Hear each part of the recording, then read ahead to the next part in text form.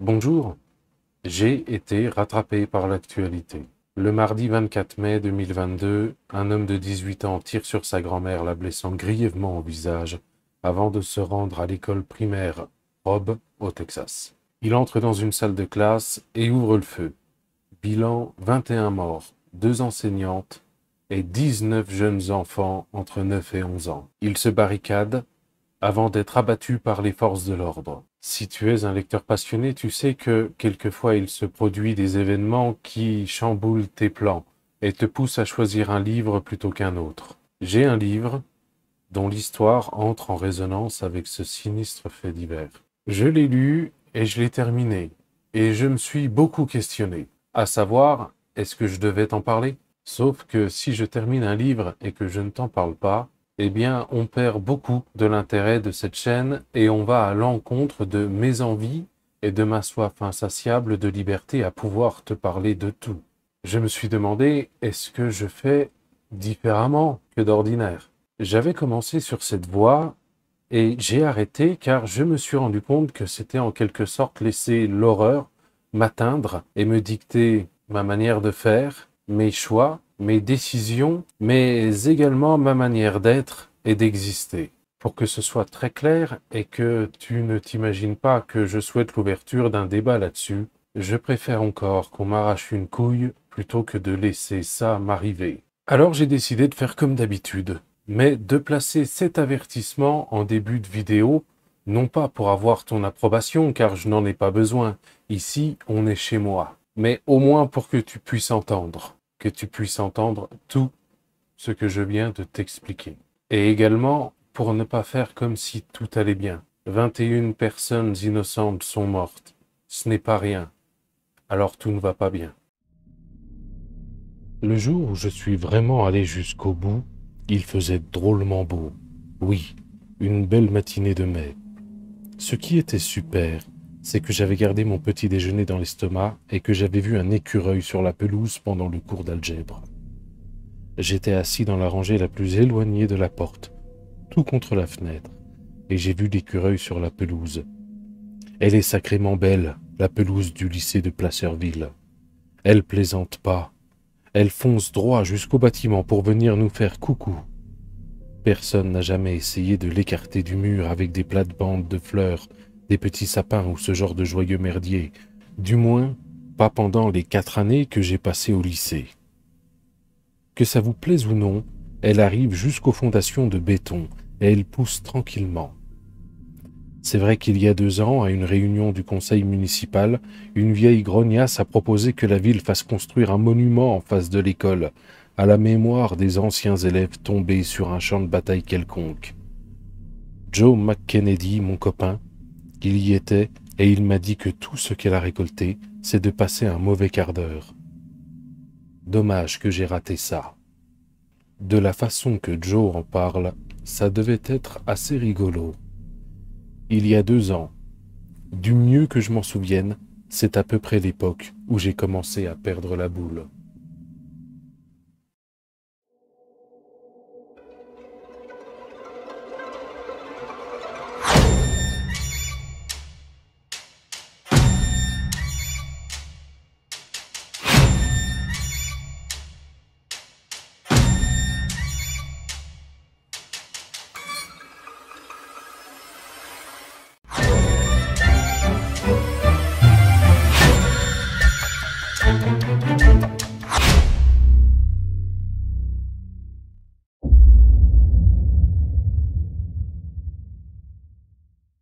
Bonjour encore, merci à toi de passer par ici. Tous les livres écrits par Stephen King sont encore imprimés, tous, sauf un. Aujourd'hui, je vais te parler du roman Rage, sorti en 1977 aux États-Unis. Il s'agit du tout premier roman de Stephen King écrit sous le pseudonyme de Richard Bachman.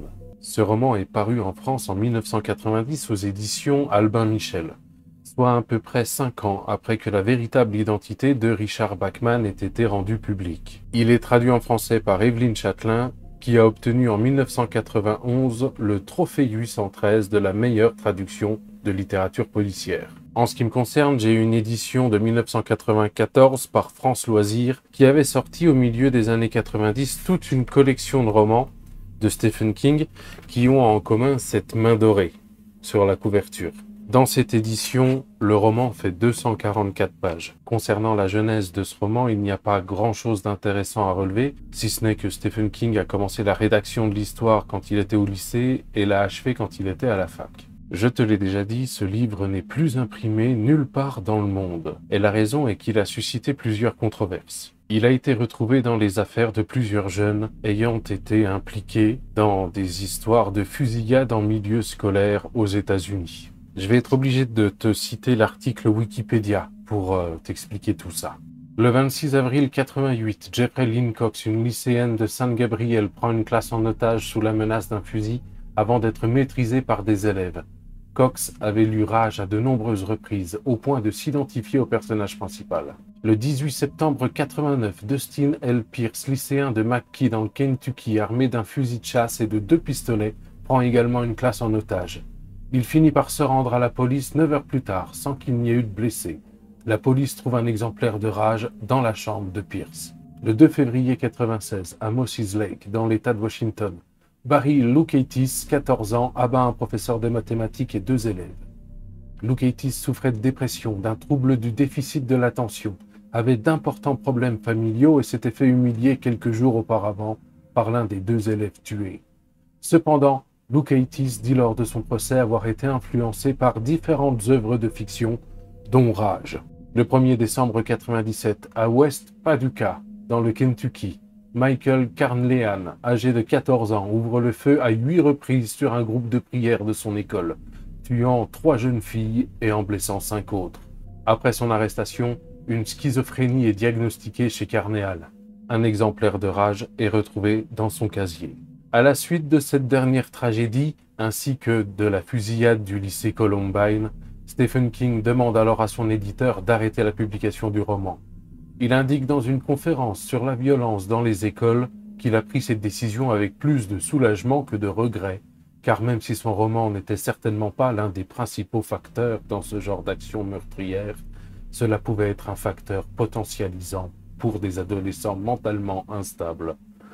King remarque aussi que ce n'est pas un roman, un film ou un disque qui sont les principaux facteurs conduisant à la violence, car la fiction ne fait que reproduire la violence déjà existante dans la réalité, mais que le véritable problème se situe dans la facilité qu'il y a à se procurer des armes à feu aux États-Unis. Alors avant de continuer, il est important que tu imprimes bien quelque chose. C'est de la fiction, et évidemment que toutes ces controverses étaient complètement imprévisibles. Et je vais même te dire, parmi tous les livres que j'ai lus dans ma vie, il en existe même des bien pires.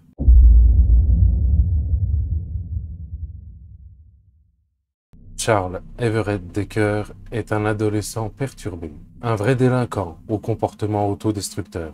En une belle matinée de mai, Charles est en cours d'algèbre, alors qu'il regarde un écureuil courir sur la pelouse du lycée. L'interphone interrompt la classe. Charles Decker est convoqué chez le directeur. Charles Decker, s'il vous plaît. Avant de se rendre à l'étage de la direction, Charles s'arrête aux toilettes pour pisser, grignoter des crackers et écrire sur les murs « bouffer de la merde » en lettres capitales à l'aide d'un feutre. Il se rend ensuite à l'étage de la direction où la secrétaire lui indique un siège où il peut s'asseoir en attendant que le directeur soit prêt à le recevoir. Il s'assied et repense à un événement survenu la première et la dernière fois où il a accompagné son père à une partie de chasse. Alors qu'il se retenait de pisser depuis plusieurs heures dans sa tente, il a entendu une conversation entre son père et ses amis complètement bourrés qui discutaient de la place et de la valeur des femmes à leurs yeux. Il est marqué par une menace de son père de trancher le nez de sa mère comme le font les Cherokees si un jour il venait à apprendre qu'elle le trompait. 3 jours plus tard, son père a tué son premier cerf. Alors qu'il l'éviscère, Charles est pris de nausées et vomit tripes et boyaux sur le sol. La réaction de son père? Aucune. Si ce n'est un regard rempli de mépris à l'égard de son fils. Il est arraché à ses pensées lorsque le directeur est prêt à le recevoir, et là ils échangent ensemble sur l'agression que Charles a commis 2 mois plus tôt contre son professeur de chimie, M. Carlson, en le tapant avec une clé à tube. Échange que l'on peut à peu près résumer à ça. Monsieur Carlson va s'en sortir. J'en ai rien à battre. Pourquoi tu as fait ça? Ne cherche pas à comprendre, mais c'est mon métier de comprendre. Va te faire cuire le cul. Donc un échange musclé, durant lequel Charles va se montrer extrêmement grossier et provocateur. Il sort du bureau du directeur, mais avant de retourner en classe, il se rend à son casier. Là, il enlève le cadenas, qu'il garde en poche. Il prend le revolver qu'il a volé plus tôt, dans le tiroir du bureau de son père, et il met le feu à son casier. Il retourne en classe d'algèbre. Madame Underwood lui demande le billet signé par le directeur pour pouvoir l'autoriser à réintégrer le cours. À la place, il pointe son arme et l'abat d'une balle dans la tête. À la suite de quoi, il maintient sa classe en otage. Le plan est très simple. Il n'y en a pas. On improvise.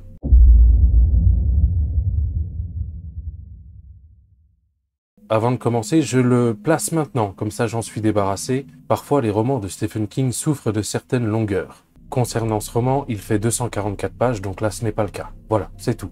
Ce roman est écrit à la première personne du singulier et le narrateur n'est autre que Charles Decker lui-même. En fait, il s'agit de ses confessions. Donc les justifications de son acte, eh bien c'est le cœur du bouquin. Il est question d'un adolescent perturbé qui a dépassé le stade de la colère, là on en est au stade de la haine, et qui pète un câble pour retrouver l'attention dont il a toujours manqué. Il est évident que Stephen King n'a pas écrit ce roman pour provoquer des drames. Mais dans cette histoire, il s'agit uniquement du point de vue d'un adolescent qui a subi des maltraitances physiques et psychologiques et une exclusion sociale totale de la part de ses camarades. Et tout cela depuis sa plus tendre enfance. En réalité, on apprend au fil du roman que Charles Decker, il en a chié. De mon point de vue, j'entends que des adolescents fragiles se soient reconnus dans le personnage de Charles Decker. En revanche, de là à croire que ce roman est la cause de massacre, ça non. La cause, c'est toute la violence dans laquelle se sont construits des adolescents dans la vie réelle, au sein de leurs environnements familiaux et sociaux respectifs. Parce qu'en étant un minimum sain d'esprit, si demain tu lis Rage de Stephen King, tu vas apprécier ou pas, c'est pas la question, mais tu vas pas vriller. Ce n'est pas ce livre qui va te rendre fou. Je voudrais revenir sur 2 chapitres qui m'ont particulièrement marqué. Ce sont les chapitres 9 et 10. Le chapitre 9, déjà, c'est le chapitre le plus court du roman et c'est également le chapitre de l'exécution. Il m'a marqué parce que il est absolument glaçant. Et le chapitre 10 est particulièrement intéressant aussi parce qu'il te décrit la psychologie de Charles et également les justifications auxquelles il a adhéré. C'est durant la lecture de ce chapitre que tu te dis « ça y est, il a vrillé, il est perdu ». Il exprime le fait que pour lui, ce qui est anormal, ce n'est pas qu'il ait lâché la rampe. Ce qui est anormal, c'est que le monde y a contribué et que personne n'a rien fait pour l'empêcher. Je vais te lire le dernier paragraphe du chapitre 10 que j'ai trouvé d'un cynisme, mais alors dérangeant. Je pense que ces 3 phrases vont me marquer pour des années. Comment se sent un suicidé en tombant d'une très haute corniche? Je suis sûr qu'il éprouve des sentiments très sains. C'est sûrement pour ça qu'il crie tout du long. Voilà, grosse ambiance. Mais attention, quand je te dis que c'est dérangeant, je vais pas te mentir. Moi, c'est ce que je recherche. Quand j'attaque la lecture d'un livre comme ça, moi, ce que je veux, c'est être dérangé, choqué, bousculé. Eh bien, objectif atteint. Durant ma lecture, je suis passé par différentes phases. La première, juste après l'assassinat de Madame Underwood, tu as les différentes réactions des élèves de la classe et je me suis dit que ça allait être passionnant à lire, et ça l'a été. Il y a celui qui s'évanouit, celui qui éclate en sanglots, celui qui crie, celui qui est paralysé, et il y a déjà celui qui se rebelle. Et j'ai trouvé ça génial d'avoir toutes ces nuances d'individualité à travers toutes ces réactions. Puis très vite, le rythme change et le roman devient une sorte d'alternance entre une histoire racontée par Charles ou l'un des élèves, une histoire gênante et qui ne met pas réellement le protagoniste en valeur, suivie par les réactions des autres élèves à la fin de l'histoire. Donc là, ça tourne en une sorte de thérapie de groupe bizarre, durant laquelle les élèves vont finir par entendre les arguments de Charles, et même, ils vont finir par bien l'aimer. Au début, je trouvais ça lunaire. Et pour être honnête, eh bien, ça a fini par m'arriver, à moi aussi. C'est-à-dire qu'à force d'entendre les événements qui sont arrivés dans sa vie, et surtout la façon qu'il a eu de les vivre, eh bien, tout ce qu'il avait à raconter, j'ai fini par l'entendre. Je te promets, étant donné le contexte actuel, j'adorerais te dire non, scandale, moi vivant jamais, mais je te mentirais. Et je suis quelqu'un de normal, hein. Et c'est là toute la puissance de ce livre. Tu pars d'un personnage absolument abject, monstrueux, et à la fin tu l'aimes bien. C'est quand même puissant, et ça démontre d'un grand talent. Charles, à la fin, tu l'entends. Tu ne l'approuves pas, attention, tu l'entends. C'est très important que tu saisisses bien cette nuance entre entendre et approuver.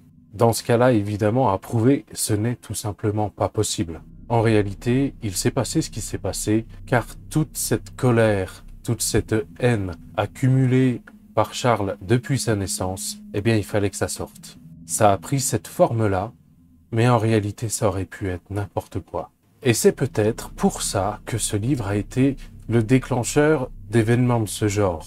Il suffit qu'un adolescent perturbé confonde les notions d'entendre et d'approuver pour que se produisent des drames. Et si tu ajoutes à ça la facilité avec laquelle il est possible de se procurer des armes à feu aux États-Unis, eh bien oui, ça donne lieu à une catastrophe. Donc, j'ai passé un très bon moment de lecture. Sauf pour une chose. Si tu as la malchance, comme c'est mon cas, de savoir que pour maltraiter un enfant, des attitudes et des comportements suffisent, eh bien là, il en est question. Me concernant, c'est un ex-beau-père qui s'est incrusté sur mon chemin quand j'étais qu'un môme. Et concernant Charles, c'est son père, qui le maltraite physiquement un peu et psychologiquement beaucoup. En lisant ces passages, je suis entré en résonance avec le personnage par les vibrations de cette corde-là, et je ne trouve pas que ce soit quelque chose d'agréable. Cette fragilité-là, si elle existe chez toi, tu le sais déjà, tu es bien obligé la plupart du temps de la couvrir ou de la cacher, parce que sinon tu ne vis plus.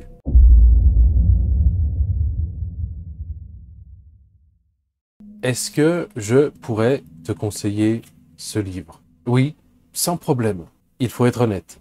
Ce livre, tout le monde ne serait pas si prudent à en parler si Stephen King n'avait pas demandé l'arrêt de sa production. Et ça serait extrêmement malvenu de me reprocher de conseiller la lecture de ce bouquin si ton môme ou même toi-même, tu te fais des parties de PlayStation sur Mortal Kombat ou Grand Theft Auto, parce que là aussi, les controverses, elles existent. Alors oui, je te le conseille, parce que je me suis laissé embarquer par l'histoire, par une narration que j'ai trouvée très imprégnante. Le problème, c'est que si tu veux le lire, pour le trouver, tu vas en chier. Voilà, on a fait le tour. Si tu as lu ce bouquin, j'attends avec impatience ton avis là-dessus. Et si tu ne l'as pas lu, j'attends avec impatience ton avis sur ce que tu voudras. En attendant la prochaine fois, il ne me reste plus qu'à te souhaiter une bonne soirée. Bye!